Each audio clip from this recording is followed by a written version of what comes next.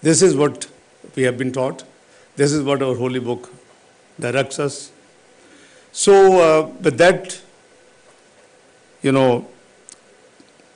background, we have been making sincere efforts as one of the eight countries, and there was a emergency meeting convened in Istanbul, and on the left of that meeting, my colleagues, probably most of the countries are still there. The other 7 foreign ministers. But I had already chosen to be back once I'm done. So I had a 9:15 flight, local time, which is Pakistan 11:15. And when I board the flight, I get a SOS call from the IT minister in panic. That Prime Minister has been indisposed and he asked me to replace him. So I'm here as his proxy.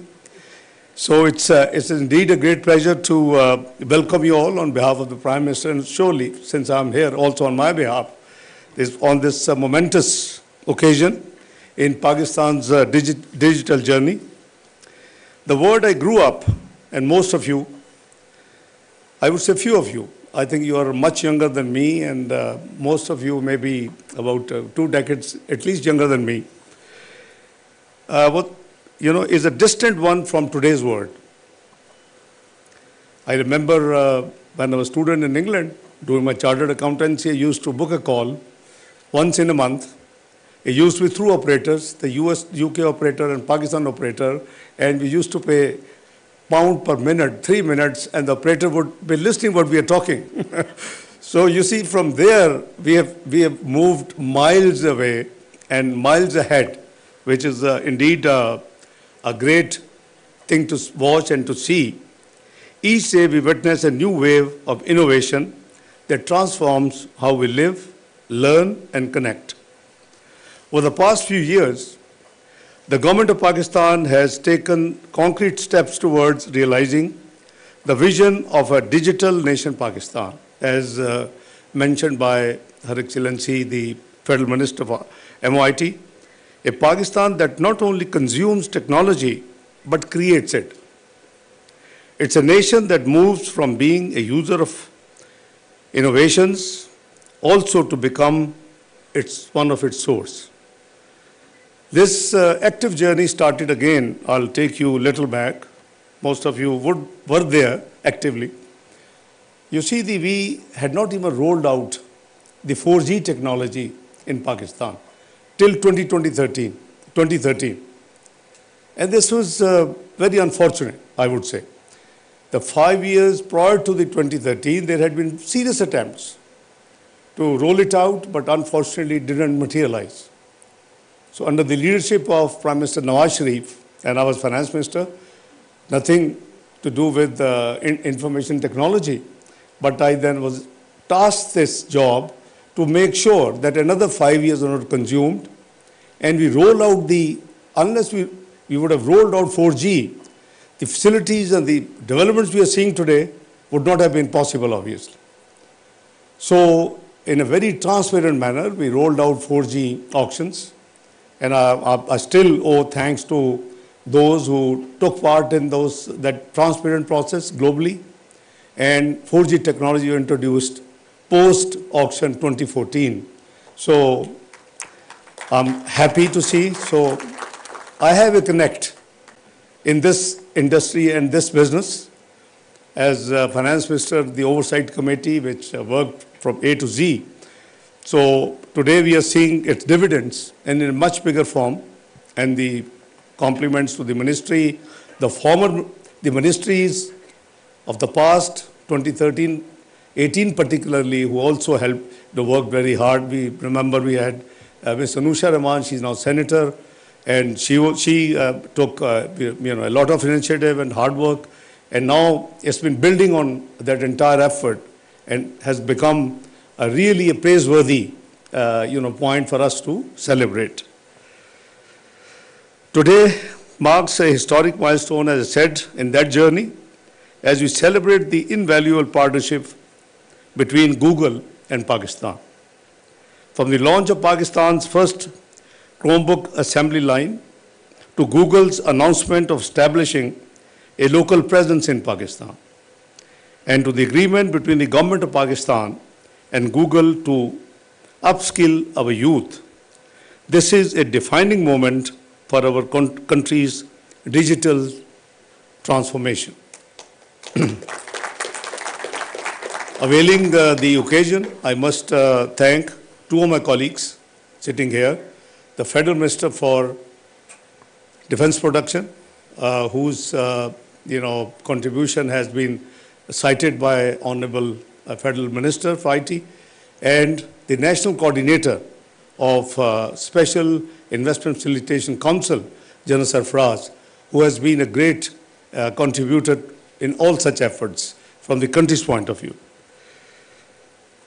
Localizing the assembly of Chromebooks will make access to digital tools more affordable and inclusive, particularly in the education sector.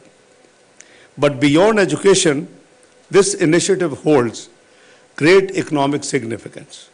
It marks an industrial milestone, laying the foundation for jobs, supply chain development, and future technology exports. Google's decision to open a local office in Pakistan is not just symbolic, it is a moment for national pride and powerful endorsement of our country's digital potential. It represents a strategic milestone with far-reaching implications for the digital economy, the innovation ecosystem, and global investor confidence. The local presence will bring Google closer to Pakistan's developers, startups, and entrepreneurs, enabling direct collaboration, capacity building, and great access to global platforms. Let me assure you, the management of Google, you won't regret setting up all this in Pakistan. You will be, the Pakistan is moving fairly fast to achieve the position in the Community of Nations which it was originally destined. It was too far back. It is only 2017 from an macroeconomic unstable country with the prediction of default within 6 to 7 months. In 4 years, we passed the journey where we become the 24th global economy. And by 2017, with this achievement, we had the lowest inflation. We have not been able to, we are very close, 3.59. We had the policy rate 5.25. We had the GDP growth 6.3%. We had the highest foreign exchange reserves. We were all set to join the G20 club, the premium club, economic club of the world. But anyway, fast forward, the journey was derailed between 2018 and 2022, and we fell from all those achievements to 47th global economy. The entire effort of this government, led by Prime Minister Muhammad Shahbaz Sharif, is to regain, not only regain the 24th, but to make sure that Pakistan is all set to enter the global G20 club as soon as possible. Under our strategic MOU, Google and Pakistan will collaborate to provide AI skills training for 100,000 developers nationwide, while also developing targeted programs for the gaming and startup industries. Together, we will also advance localized AI-powered solutions, such as Android services for public safety, and offer 100,000 Google Career Certificates to equip Pakistanis with world-class digital training and globally recognized credentials. The government of Pakistan remains fully committed to creating an environment where global technology leaders can invest, collaborate, and establish a sustainable local presence. And actually, it is in this regard that the government decided, we were known as, a difficult place for the investors to go pillar to post, to get their things sorted out. And the government decided to set up SIFC, which I just, now you have to just reach out to SIFC and you have all the facilitation to get your business going forward in the least possible time. Our policies aim to make Pakistan a regional hub for technology development, backed by a regulatory framework that supports innovations, ensures transparency, and encourages investment. I'm sure few of you would be thinking that Pakistan has high fiscal tax rates. Absolutely true. With all due respect, we are under IMF program, and we still have just about less than 2 years to go. We would, and we have on our agenda, to rationalize the tax structure, to reduce it to a reasonable level. But obviously, the economy, what I explained, from 24th to 47th, with the prediction to default in the PDM government, 2022-23, I know when I became fourth time finance minister, how difficult it was to manage, but alhamdulillah, I always said, words, institutions or no institution, the precise word was IMF or no IMF, Pakistan will not default, and God has been very kind, my words are upheld, and Pakistan has passed through this phase successfully and, honorably. But now we are in program, obviously, it takes a little bit time to do the structural reforms, and Prime Minister Shahbaz Sharif, like Prime Minister Nawaz Sharif is doing from, dealing with, from the front, and we are all committed that not only to complete this program, introduce the structural reforms, but then lead to the nation to a reasonable tax, structure, which is affordable, which is competitive, and which is comparable to, the requirements of the business leaders of business industries. So I wish to acknowledge leadership of Prime Minister Muhammad Shahbaz Sharif, whose vision and direction continue to guide our national digital transformation agenda. I also wish to congratulate Minister for Information and Technology. She has done a good job, and everybody appreciates that.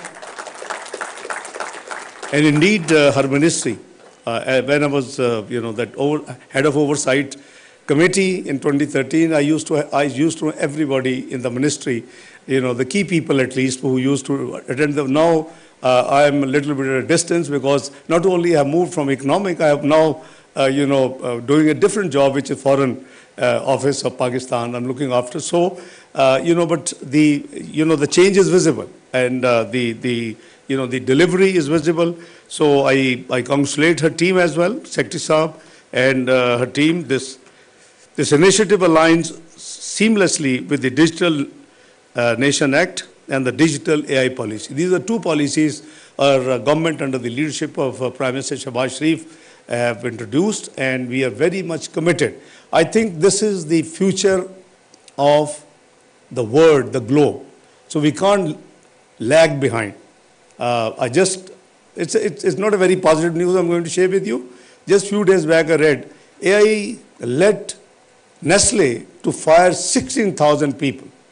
And I was jokingly in that meeting, I was saying that I hope a time doesn't come when the AI will lead to fire half of the cabinet, that AI would take over the job. So, but obviously it is unavoidable. It is, need of the time.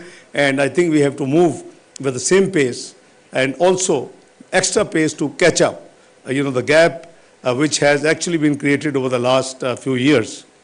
I also wanted to extend appreciation to the Federal Minister of Education and the provincial ministers who have joined today. I am thankful to all of you. As I said that I just landed this आपको बताएं कि नायब वज़ीर आज़म वज़ीर ख़ारजा इसहाक़ डार खिताब कर रहे थे, जिसका कुछ हिस्सा आपने मुलाहिज़ा किया। खबर आपको देंगे, बलूचिस्तान के ज़िला कल्लात में सिक्योरिटी फोर्सेस ने ऑपरेशन के दौरान 4 दहशतगर्दों को हलाक कर दिया है। ऑपरेशन के दौरान मुख्तलिफ नौइयत के हथियार और गोलियां बरामद कर ली गई हैं।